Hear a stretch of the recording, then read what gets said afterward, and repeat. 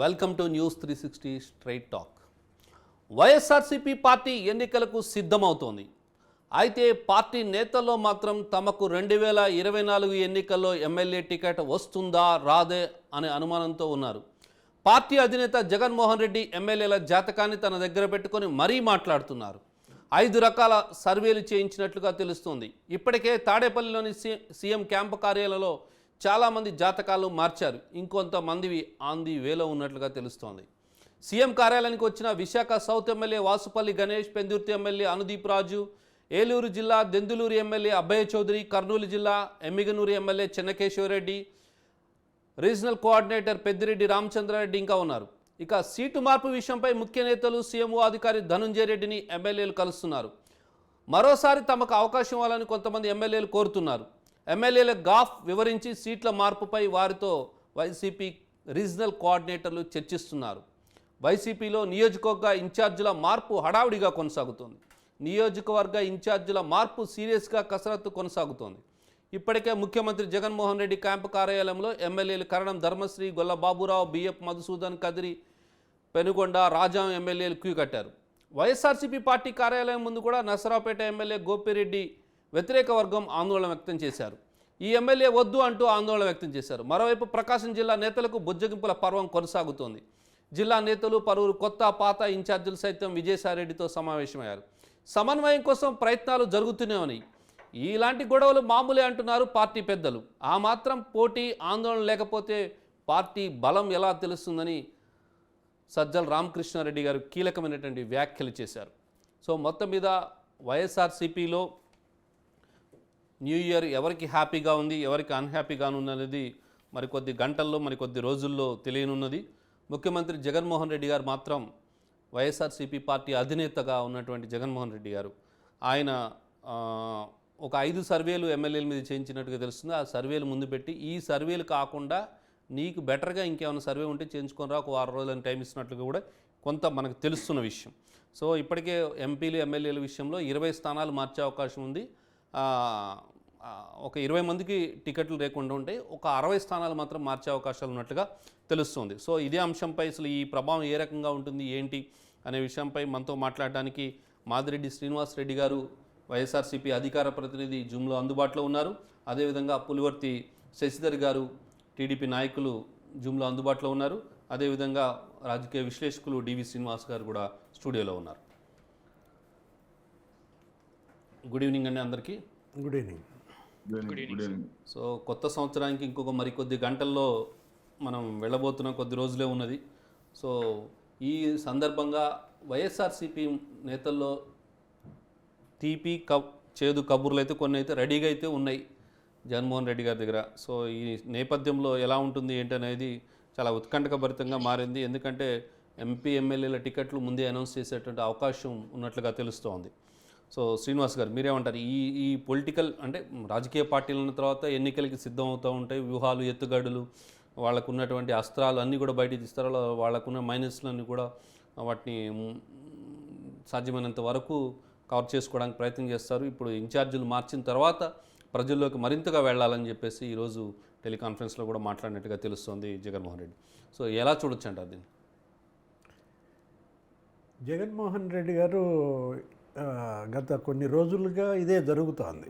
ఏది తన పార్టీని, తన యొక్క అభ్యర్థులను ప్రక్షాళన చేసుకోవటం, ఎవరెవరిపై వ్యతిరేకత ఉంది, ఆ వ్యతిరేకత ఉన్న వాళ్ళని పిలిపించటం, వాళ్ళకి తెలియజేయడం, ఈ కారణాలతో మీకు ఇవ్వలేకపోతున్నాను, నాకు సహకరించండి, ముందు పార్టీ గెలవాలి, పార్టీ గెలిస్తే మీకు ఇంకో వేరే ప్రత్యామ్నాయం చూస్తాను, ఈ విధంగా అతని వెర్షన్ మనం చూసాం మీడియాలో కూడా. కానీ ఏంటంటే ఇప్పుడు ఇక్కడ తను పంపే సందేశం ప్రజల్లోకి పర్ఫెక్ట్గా వెళ్ళటం లేదు. గతంలో వై నాట్ 175 అని ఏమో ధీమాగా చెప్పినటువంటి వ్యక్తి ఇప్పుడు కూడా దానికి అదే కట్టుబడి ఉన్నారు వాళ్ళు. కానీ still they are asking why not 175 అంటున్నారు. సింక్ అవ్వటం లేదు. సింక్ అవ్వటం లేదు. వై నాట్ 175 అన్నది అంత ధీమా ఇప్పుడు ఈ అభ్యర్థులు మార్చుకునేసరికి ముఖ్యమంత్రిలో ధీమా తగ్గిందా అనేది ప్రజల్లోకి వెళ్తోంది.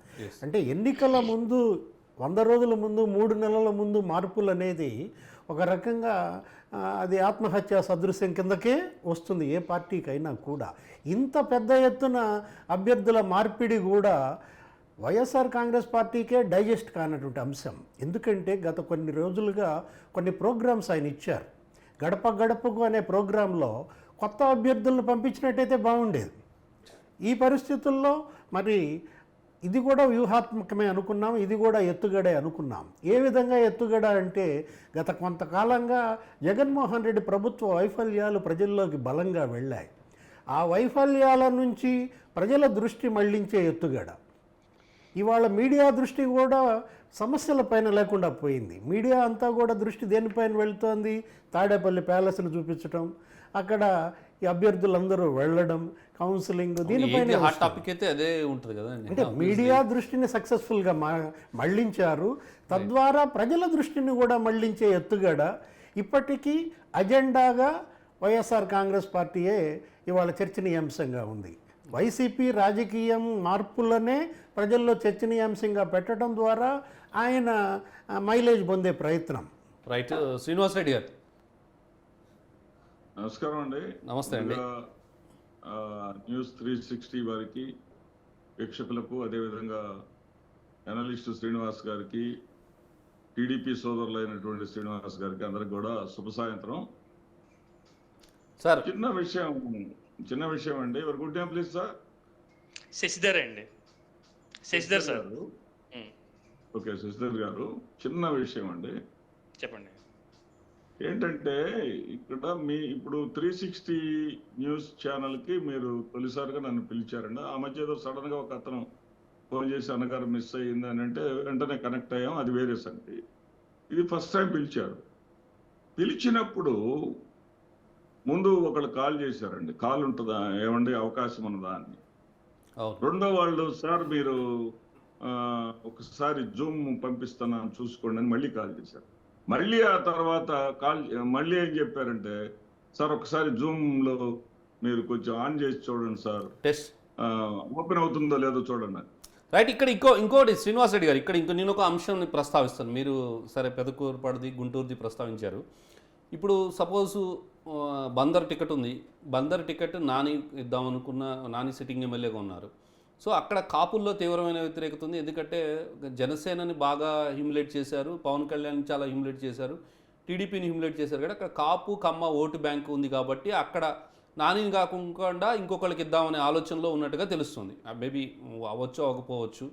కానీ ఇలా ఎవరైతే ఒక 12 మంది క్యాండిడేట్లు ఉన్నారు, వాళ్ళు చాలా హార్ష్గానే అగ్రెసివ్గా టీడీపీ మీద, జనసేన మీద విరుచుకుపడ్డారు. అక్కడ ఈ ఓటు బ్యాంకు తక్కువ అవుతుందేమో అనేటువంటి అవకాశం ఉంది. అంటే ఒక పొలిటికల్ పార్టీగా ఇవన్నీ ఇట్స్ అండ్ బట్స్ అన్ని కూడా లెక్కేసుకోవాలి. ఇప్పుడు ప్రత్యర్థిగా విపక్షంలో ఉన్నటువంటి వ్యక్తిని ఓడించడానికి తన పార్టీలో ఉన్నవాళ్ళు మొన్నటి వరకు పేరు నాని చాలా హార్ష్గా వెళ్ళారు. ఆయన ఇప్పుడు తీసేసి కొత్త క్యాండిడేట్ పెడితే జనం ఆ విషయాలు మర్చిపోతారంటారా? వైఎస్ఆర్సీపీ పార్టీ పవన్ కళ్యాణ్ హ్యూమిలేట్ చేసింది కానీ, జనసేన పార్టీని హ్యూమిలేట్ చేసింది కానీ, టీడీపీని హ్యూమిలేట్ చేసింది కానీ, అటు గుడివాడలో కానీ, ఇటు గన్నవరంలో కానీ ఇట్లా మర్చిపోతే క్యాండిడేట్లు మారిస్తే మర్చిపోతారు అనుకుంటారా? ఈ క్యాండిడేట్స్ని మార్చడం అనేది, లేకపోతే క్యాండిడేట్స్ని మార్చితే క్యాండిడేట్ యొక్క, ఇప్పుడు మాకున్నటువంటి అధికార ప్రతినిధుల్లో, ఎమ్మెల్యేలో ఉన్నటువంటి అధికార ప్రతినిధిలో the best spokesperson Perni Nani గారు. ఎస్. పేర్ని నాని గారిని ఏదో పవన్ కళ్యాణ్ గారి కోసమో లేకపోతే ఎవరినో విమర్శించడం కోసమే మాత్రమే తీసుకొచ్చారు అని అనుకుంటే చాలా చాలా పొరపాటు. ఓకే, శశిధర్ గారు, మా నిర్ణయాలు మాకు ఉంటాయి సార్. ఖచ్చితంగా మళ్ళీ వస్తాను. చాలా మంది కాలర్స్ కూడా మీతో మాట్లాడాలనుకుంటున్నారు. శశిధర్ గారు చెప్పండి సార్. సో శశిధర్ గారు, తెలుగుదేశం పార్టీ ఈ టికెట్ల విషయంలో కొంత వెనకబడింది. అభ్యర్థులు ఇంకా ఎంపిక చేసే విషయంలో వైపు వైసీపీ దూసుకుపోతుంటే ఆ జెట్ స్పీడ్ని మీరు అందుకోలేకపోతున్నారు అనేది కొంత ఉన్నది. పర్లేదు సార్.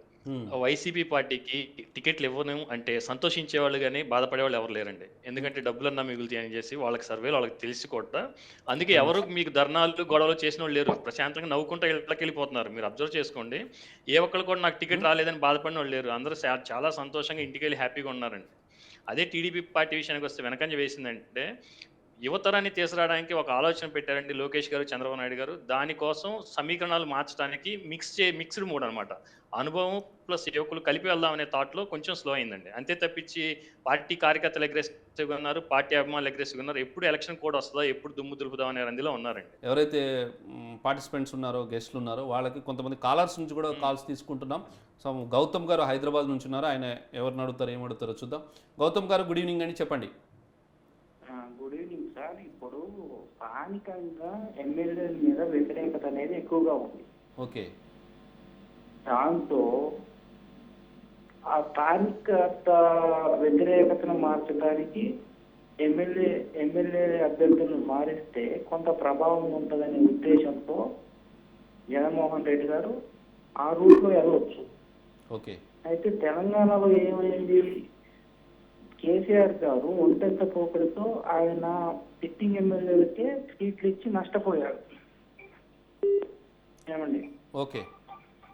అదేవిధంగా జగన్మోహన్ రెడ్డి గారు ఆ తప్పు చేయకూడదని ఎమ్మెల్యేలకు ఉన్నటువంటి వ్యతిరేకతని మనం కొంత మేరకైనా తగ్గించవచ్చు. 40% పైన జగన్మోహన్ రెడ్డి గారికి ఆంధ్రాలో 45% పైన ఓట్ బ్యాంక్ ఉంది. అంత ఆషామాషి వ్యవహారం కాదు. లాస్ట్ టైం 151 సీట్స్ వచ్చాయి. మనం అనాలిసిస్ కొన్ని సర్వేలు ఏం చెప్తున్నాయి, 30 to 40 సీట్స్ వస్తాయి, ఆయనకి టీడీపీకి 130+ వస్తాయని చెప్తున్నాయి. అది రేపొద్దున్న బీజేపీతో మరి జనసేన పవన్ కళ్యాణ్ క్లారిటీ ఇవ్వలేదు. బీజేపీతో అంతర్గతంగా పొత్తులో ఉన్నానని జనసేన పవన్ కళ్యాణ్ చెప్తున్నాడు. మరి టీడీపీ బీజేపీ ప్లస్ జనసేన గనక పొత్తు పెట్టుకుంటే రేపొద్దున ముస్లిం ఓట్లు అనేవి చీలిపోతాయి. ఒకటి. రెండోది, వైఎస్ షర్మిల కాంగ్రెస్ తో వెళ్తుందని ఇంకో టాక్ వస్తుంది. ఆమె పిసిసి అధ్యక్షురాలు ఇస్తున్నారా, లేకపోతే ఆమెకి ఏఐసిసి మెంబర్ ఇచ్చి ఆమె రాష్ట్రంలో స్టార్ క్యాంపెయినర్ గా చేస్తారా అనేది చూడాలి మనం. అది చూస్తే ప్రజా వ్యతిరేక ఓటు ఆమె కనుక కలిగితే రైట్, ఖచ్చితంగా అవకాశం లేకపోలేదు, ఖచ్చితంగా ఉంటుంది. గౌతమ్ గారు, నల్లపాడులో హాస్పిటల్ కట్టామని చెప్తున్నారు. అదేవిధంగా నల్లపాడు నుంచి స్టేషన్కి మంచి రోడ్డు వేసామని చెప్తున్నారు. ఈ రోజున ఆట ఆడుకుందాం రా అనే కార్యక్రమం ఒకటి పెట్టారు, దానికి కూడా రోడ్డు వేశారు. దాన్ని అనవసరంగా ఇప్పుడు రోడ్ లేదు అని చెప్పి ప్రచారం చేస్తున్నారు. మీరు చెప్పండి. వాళ్ళ కోసం రోడ్లు వేస్తున్నారు సార్, ఆట ఆడుకున్న వాళ్ళ కోసం వేస్తున్నారు సార్. మా కోసం రోడ్లు వేస్తున్నారు ఏమన్నా? ఆట ఆడుకున్న రోడ్లు వేస్తున్నారు. సీఎం వస్తే చెట్లు కొట్టేస్తారు అక్కడ. మీరు రోజు చూస్తున్నారు సార్, రోజు పేపర్లో చూసారా, మీరు ప్రాక్టికల్ గా చూసారా మీ గుంటూరులో? సార్ మేము రోజు బండి వేసుకొని గుంటూరు తిరుగుతూ ఉంటాం సార్. మాకు తెలుసు, అందరూ జనాలు చూస్తుంటారు అందరూ. మీ గుంటూరు ఏం డెవలప్ కాలేదా? ఏమే సార్, అమరావతి ఏమి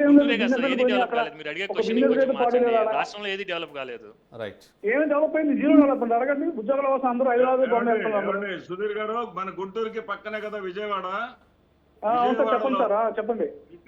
రిటైన్ వాల్, కృష్ణా నది కరకట్టకు రెండు వైపులా రిటైన్ వాల్ మీకు కనిపిస్తుందా లేదా? వేరే డెవలప్మెంట్ అయిందా లేదా ఆయన చెప్పింది అని అయిందా లేదా? రెండు వైపులా road right right. Thank you Sudheer గారు, థ్యాంక్ యూ. జగన్మోహన్ రెడ్డి గారు అవునా కాదా? అవునండి, ఆయన కడితే ఓపెన్ చేశారు. ఒకసారి శ్రీనివాస్ రెడ్డి గారు మరో కాలర్ ఉన్నారు వైజాగ్ నుంచి, తేజ గారు. తేజ గారు చెప్పండి. లెఫ్ట్ సైడ్ రోడ్డును కూడా, బెంచ్ సర్కిల్ నుంచి లెఫ్ట్ సైడ్ రోడ్డును కూడా శంకుస్థాపన చేసి ప్రారంభించిన జగన్మోహన్ రెడ్డి గారు అవునా కాదా? తేజ గారు, మరో కాలర్ మచిలీపట్నం నుంచి నాగబాబు ఉన్నారు. నాగబాబు గారు చెప్పండి. Sir good evening sir. Good evening sir. ఇప్పుడైతే మాకు రావాల్సిన సోషల్ వెల్ఫేర్ స్కీమ్స్ అన్ని మా ఇంటికి అయితే పక్కా వస్తున్నాయి సార్. Very good. అక్కడున్న ఇద్దరు టీడీపీ స్పోక్స్ పర్సన్ వాళ్ళకి చెప్తున్నాను సార్, కళ్ళు పెట్టుకుని చూడమని చెప్పండి. రైట్, దయచేసి కళ్ళు పెట్టుకుని చూడమనండి. చంద్రబాబు నాయుడు ఉన్నప్పుడు అందరూ బతిని ఆడుకోవాలి సార్ మేము. ఇప్పుడు మా ఇంటికి వస్తుంది పరిపాలన. Very sure. స్థలం ఎవడు ఇచ్చాడండి? 30 సంవత్సరాల క్రితం కూడా స్థలం 30 సంవత్సరాలండి. ఇందిరాగాంధీ టైంలో ఇళ్ల స్థలాలు ఇచ్చారు. మళ్ళీ ఇప్పుడు వచ్చాడు ఈయన, ఇప్పుడు ఇచ్చాడు. ఏమయ్యా ఒక నిమిషం నాగబాబు గారు, మీ ఇంటికి ఏమేమి సంక్షేమ పథకాలు అందుతున్నాయి చెప్పండి. ఏం కావాలి మీకు తెలియట్లేదా? నేను హైదరాబాద్ లో ఉంటాను. నేను I'm not belongs to Andhra. నేను స్టూడియోలో ఉన్నాను. సార్, పర్లేదు, ఇంటి స్థలం అంటే ఎంత చెప్పండి ఇచ్చారో చెప్పండి మీ నాగబాబు గారు మీకేమేమి సంక్షేమ పథకాలు అవుతున్నాయి? మాకు వచ్చేది సార్ మా అమ్మగారికి పెన్షన్ 5 o'clock తెల్లవారుదాం 5 గంటలకి మా వాలంటీర్ వచ్చి తీసుకొచ్చేసుకుంది సార్ అమ్మాయి. Okay right. I'm very thanks to this one. ఇది ఒక్కటి చాలండి. నెక్స్ట్ వన్, ముసలి ఎక్కడికి వెళ్తారు సార్? పంచాయత్ ఆఫీస్కి వెళ్ళి బతిని ఆడుకోవాలి సార్ చంద్రబాబు ఉన్నప్పుడు. లేదంటే ఆడెవడో వీళ్ళు కమిటీ పెట్టాడు సార్, గ్రామ కమిటీలు. ఆ గ్రామ కమిటీ వాడిని బతిని ఆడుకుంటే ఆడు 2 రోజులకో 3 రోజులకో వచ్చి ఇచ్చేవాడు సార్. అలాంటిది 1st తారీఖున 5 గంటలు ఇదొక్కటిసారి సార్ ఆయన పరిపాలనకి. శశిధర్ గారు ఇప్పుడు చెప్పండి ఏమంటారు? సంక్షేమ పథకాలు అందుతున్నాయని ప్రజలు అంటున్నారు. సార్, 10 మందికి ఇచ్చి 100 మందికి ఇచ్చామని చెప్పుకునే ప్రభుత్వం ఉంది. శశిధర్ గారు ఒక చిన్న విన్నపం, మీరే మాట్లాడుతారు కానీ. లేదు, నేను క్వశ్చన్లు ఉన్నాయి సోదరా, మీ దగ్గర క్వశ్చన్లు ఉన్నాయి. మీరే మాట్లాడారు ప్లీజ్, మీరే చెప్పండి అన్న. నేనేమంటానంటే, మీరు నాకు తెలుసు, మీరు చాలా మంచి వ్యక్తి కూడా. నేను చెప్పనండి, ఒక్కసారి లోకేష్ గారు పాదయాత్ర, జగన్మోహన్ రెడ్డి గారు పాదయాత్ర సమయంలో స్కూల్ పిల్లలు ఆయన వెంట నడిచారు. ఆ పిల్లల దుస్తులు ఎలా ఉన్నాయి, ఆ పిల్లల యొక్క కాళ్ళ చెప్పులు ఎలా ఉన్నాయి ఒకసారి చూసుకోండి. ఈ రోజున మీ లోకేష్ గారి పాదయాత్ర వెంట కూడా కొంతమంది స్కూల్ పిల్లలు నడిచారు. వాళ్ళ ఎంత దర్పంగా ఉన్నారో, వాళ్ళ దర్శనం ఎలా ఉందో ఒకసారి మీరు బేరీజ్ వేసుకోండి. అక్కడే కనపడుతుంది జగన్మోహన్ రెడ్డి గారు ఏంటో, ఈ రాష్ట్రంలో డెవలప్మెంట్. Right right right. మీరు అన్నట్టు శశిధర్ గారు చెప్పండి శ్రీనివాస్ రెడ్డి గారు సమయం ఇవ్వాలి మనం. శశిధర్ గారు సార్, ఫస్ట్ క్వశ్చన్ అండి. మీరు ఇందాక అన్నారు చంద్రబాబు నాయుడు అనో వాళ్ళనో వీళ్ళనో. మీరు అంటున్న జగన్మోహన్ రెడ్డి లేదా రాజశేఖర్ రెడ్డి ఇంతకు ముందు రాజకీయాల్లోకి వచ్చిన తర్వాత కూడా అసెంబ్లీ సాక్షిగా నేను బతకలేకపోతున్నా, నాకు ఏదైనా పవర్ ప్లాంట్ ఇవ్వండి చంద్రబాబు నాయుడు అని అడిగిన పర్సన్ అధికారంలోకి వచ్చిన వెంటనే 1,00,000 కోట్ల ధనం లూటీ చేసినప్పుడు నేను చెయ్యలేదనే స్టేట్మెంట్ మీ ముఖ్యమంత్రి ఈ రోజుకి ఇవ్వలేదండి ఓపెన్గా. First point. రెండోది, నాకు మీడియా లేదు, నాకు దినపత్రికలు లేవు అనేది, ఆయనకి దినపత్రిక మీడియా లేవా అండి? మూడోది, ఆయన ఇచ్చిన సంక్షేమ పథకాలు ఒక పర్సన్కి అన్నీ వచ్చేస్తాయండి. నాకు స్థలం వచ్చింది, మా అమ్మకి పెన్షన్ ఇస్తున్నారు, నాకు అయ్యొచ్చి ఎంత ఏంటంటే అటెంప్ట్కి ముందే కాల్స్ పెట్టుకొని చేయించుకోవడం. జనాలు పిచ్చోళ్ళుగా లేరండి. మినిమం థింగ్స్ డెవలప్మెంట్ ఏమవుతుంది సార్ అన్నట్టు నల్లపాడు దగ్గర నేను మొన్నే నష్టపడి నుంచి గుంటూరు ట్రావెల్ అయ్యానండి. రోడ్డు మధ్యలో వీల్ ఎలిమెంట్ వీల్ బ్యాలెన్సింగ్ పోతుందండి. సో ఆయన అన్నట్టు స్మూత్గా ఉంటే నాకు వీల్ ఎలిమెంట్ వీల్ బ్యాలెన్సింగ్ ఎందుకు పోయిద్దండి? ఒక్కరోజుకే వీల్ ఎలిమెంట్ పోయిద్దండి. ఒక్కరోజు కదండి, అంటే గుంటలో ఉన్నాయండి. మీకు భలేవాళ్లే. ఆయన గుంటూరు దగ్గర చెప్పారు, నేను హైవే చెప్తున్నాను సార్. ఓకే, మరో కాలరు నంద్యాల నుంచి ఉన్నారు, మల్లికార్జున్. చెప్పండి. ప్రజాస్వామ్య రాజ్యాలకి సంక్షేమ రాజ్యం. ఎస్. సంక్షేమానికి ప్రాధాన్యత ఇస్తూ మౌలిక రంగానికి కూడా పునాదులు వేయాల్సిన అవసరం ఉంది. ఎస్. మన జాతీయ స్థాయిలో కానీ ప్రాంతీయ స్థాయిలో కానీ, ప్రాంతీయ స్థాయిలో ప్రాంతీయ రాజకీయ పార్టీలు, జాతీయ స్థాయిలో రాజకీయ పార్టీలు కీలక పాత్ర వహిస్తాయి. సార్, ఈ ఎన్నికల్లో వివిధ రాజకీయ పార్టీలు తమ సిద్ధాంతాలు సూత్రాలతో ప్రజల ముందు ప్రచారం చేసి ప్రజల యొక్క మద్దతును ఎవరైతే చూడగలుగుతారో వారు ప్రభుత్వాన్ని ఏర్పాటు చేయడానికి వీలవుతుంది. సార్, 77లో కేంద్ర ప్రభుత్వంలో ఇందిరాగాంధీ వ్యతిరేక పవనాలు వీచి జనతా ప్రభుత్వం ఏర్పడేదానికి వీలే. అలాగే ఏపీలో 83లో కాంగ్రెస్ వ్యతిరేక విధానాలు, ఎన్టీఆర్ యొక్క ఆకర్షణ విధానాల వల్ల తెలుగుదేశం ప్రభుత్వం వచ్చింది. ప్రభుత్వం అనేది రావడం జరిగింది సార్. ఇంకొకటి, ఈ రాజకీయ పార్టీలు ప్రజలకి ఏ వాగ్దానాలు అయితే చేస్తాయో ఆ వాగ్దానాలు శాసనసభలో శాసనాలుగా మారేదానికి వీలవుతుంది. ఇంకా ఏ ప్రభుత్వం అయినా ట్రాన్స్పరెన్సీ గవర్నమెంట్ గా ఉండాలా, ప్రజల యొక్క అభిప్రాయాలను చూడగొనాలా, ప్రజలకు ఏ ప్రభుత్వం అయితే ఇష్టమవుతారో ప్రజలు ట్రాన్స్పరెన్సీ ఉంటారు. ఆ ట్రాన్స్పరెన్సీ ఉండి ప్రజల కోసం నిరంతరం పనిచేసేటువంటి ప్రభుత్వాన్ని తిరిగి ఎన్నుకునేదానికి వీలవుతుంది. ప్రజల యొక్క అభిమానాన్ని మరి దూరం అయినట్లయితే. రైట్, ఖచ్చితంగా మీరు అన్నది కరెక్ట్ మల్లికార్జున్ గారు. ప్రజల అభిమానాన్ని చూరగొనాలి. మనం పరిపాలన ఇచ్చినటువంటి అవకాశాన్ని ఖచ్చితంగా ఉపయోగించుకున్న రోజే ప్రజలు ఖచ్చితంగా ఆదరిస్తారనేది చూస్తుంది. మరో కాలర్ ఏలూరు నుంచి వర్మ గారు ఉన్నారు. వర్మ గారు, గుడ్ ఈవినింగ్ అండి, చెప్పండి. Good evening sir. అక్కడ ఉన్న వాళ్ళందరికీ, పెద్దలందరికీ నమస్తే. నేను యాక్చువల్గా న్యూట్రల్ ఓటర్ నేనండి. I never vote to YCP. నేను చెప్పండి. మాత్రమే కంపేర్ టు 2014 నుంచి 19 మధ్య ఉన్న గవర్నమెంట్ తో కంపేర్ చేసుకుంటే ఖచ్చితంగా బెటర్ గవర్నెన్సే ఉంది. కానీ ఆయన ఆ డంపింగ్ మెజారిటీ ఏదైతే అప్ టు ఆ ఎక్స్పెక్టేషన్ కి అయితే ఆయన రీచ్ కాల 151 ఏదైతే ఆయనకి మెజారిటీ ఇచ్చారో అంటే ఆ ఎక్స్పెక్టేషన్ జనంలో ఉన్న ఎక్స్పెక్టేషన్ ఆయన రీచ్ కాలేదని నా నిశ్చిత అభిప్రాయం. ఓకే, అది ఎందులో ఆయన రీచ్ కాదు. ఇంకోటి ఏంటంటే ఇంతకు ముందు కాలర్ అన్నట్టు ప్రజాభిమానాన్ని చూరగొట్టడానికి ఓన్లీ వెల్ఫేర్ స్కీమ్స్ మాత్రమే సరిపోవు అన్నదానికి రాబోయే ఎలక్షన్స్ లో ఆయన ఖచ్చితంగా ఆయనకి పాస్ మార్కులే వస్తాయని నా అభిప్రాయం. పాస్ మార్కులకు దగ్గరగా ఉంటుంది తప్ప ఆ వై నాట్ 175 అన్నది ఖచ్చితంగా ఐ డోంట్ థింక్ సో. ఆయన ఖచ్చితంగా అండ్ మోర్ ఓవర్ ఈయన రాబోయే 2024 ఎలక్షన్స్ కి చంద్రబాబు నాయుడు గారి క్రెడిబిలిటీ ఏదైతే దెబ్బతిందో ఆయన ఎప్పటికీ ఆయన credibility he lost his credibility. Srinivas Reddy గారు జగన్మోహన్ రెడ్డి అనే బ్రాండ్తోనే ఓట్లు పడతాయా లేకపోతే సంక్షేమ పథకాలతో ఓట్లు పడతాయా? ఒకటి మీకు కొన్ని వివరాలు నేను చెప్పాల్సి ఉంది. చెప్పండి. కాలర్ గా ఆయన చెప్పండి ఖచ్చితంగా. బొబ్బిల్ నుంచి కిరణ్ గారు. ఎనలిస్ట్ కూడా ఏది పట్టించుకోలేదు అని చెప్పేసి చెప్తా ఉన్నారే, ఆయన మీరు అర్థం చేసుకోవాల్సింది ఏంటంటే కానీ జగన్మోహన్ రెడ్డి గారు ఈ 5 ఏళ్లలో సంవత్సరానికి 5 సార్లు వచ్చారు గుంటూరు జిల్లాకు, ఒక్క గుంటూరు జిల్లాకు. ఓకే, ఏంటంటే జగన్మోహన్ రెడ్డి గారు ఇంట్లో నుంచి బయటకు రాంది ఏంటంటే నాకు అర్థం కాదు. బయటకు వస్తేనేమో పరదాల చాటును పెట్టుకుని పరదాల చాటున సెక్యూరిటీ రాకుండా చంద్రబాబు నాయుడు గారు ఎగురుకుంటా వచ్చారా? ఎవరు లేకుండా వచ్చారా?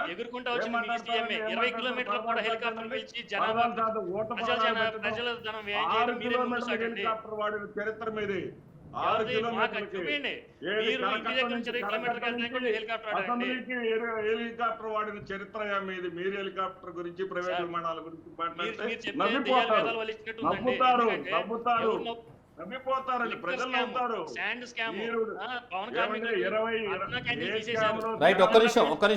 మీరు ఈ భారతదేశంలో ఆంధ్రప్రదేశ్ రాష్ట్రాన్ని అవినీతిలో నెంబర్ 1 చేస్తారని అసెంబ్లీ సాక్షిగా చెప్పాడు మీ చంద్రబాబు నాయుడు. అదే చేశాడు కాబట్టి 23 సీట్లు ఇచ్చి పక్కన కూర్చోబెట్టారు. మీ సీఎం మీద యూకే ఎవరో ఒక్కళ్ళు మాట్లాడితే కాలర్స్ ఉంటారు. ఒక్క నిమిషం ఉండండి శశిధర్ గారు, ఒక్క నిమిషం ఉండండి. 50,000 రూపాయలు చేతిలో పోస్తే కానీ జన్మభూమి కమిటీ వాడికి ఇల్లు కట్టుకోవడానికి లేదు. అంతర్జాతీయ ఖ్యాతి తీసుకెళ్ళండి.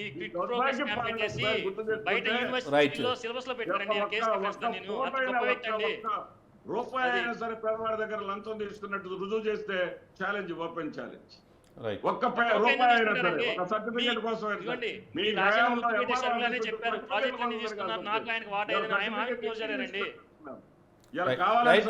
ఒక్క నిమిషం ఉండండి. శ్రీనివాస్ గారు, రేపు జరగబోయేటటువంటి ఎన్నికలు అభివృద్ధి, సంక్షేమం, ప్రజలు అంటే తెలంగాణలో ఒక 3 నెలల ముందే ఒక క్లారిటీ వచ్చింది, జనం ఒక క్లారిటీతో వచ్చారు. సో ఆంధ్రప్రదేశ్లో కూడా ప్రజలైతే ఒక క్లారిటీతో ఉన్నారని అనుకోవచ్చు. అంటే ఇంతమంది మనం డిఫరెంట్ కాలర్స్ చూసాం. కొంతమంది సంక్షేమ పథకాలు వచ్చాయి, కొంతమంది మార్చుకోవాలన్నారు, కొంతమంది why not 175 is not possible కానీ బట్ పాస్ మార్కులు వస్తాయి ఇందాక మీరు అన్నట్టుగానే. రెండోది కొంతమంది ఏంటంటున్నారంటే మా ఎక్స్పెక్టేషన్స్ని రీచ్ అవ్వలేదని, కొంతమంది ఎక్స్పెక్టేషన్ రీచ్ అయ్యాం but MLAs is not capable with might of corruption అని చెప్పేసి అంటారు. సో ప్రజలైతే ఎలక్షన్స్ ఎప్పుడు వచ్చినా సరే ఏ పార్టీకి ఓటేయాలనే విషయంలో మాత్రం చాలా క్లారిటీగా ఉన్నారనేది అనిపిస్తుంది. ముఖ్యంగా ఆంధ్రప్రదేశ్ అందులో చైతన్యవంతమైనటువంటి రాష్ట్రం. ఆంధ్రప్రదేశ్ ఎప్పుడు కూడా నిట్ట నిలువుగా చీలిపోయింది. రేపటి ఎన్నిక కూడా ప్రో జగన్, యాంటీ జగన్. జరిగేది ఏంటంటే ఎజెండా జగనే.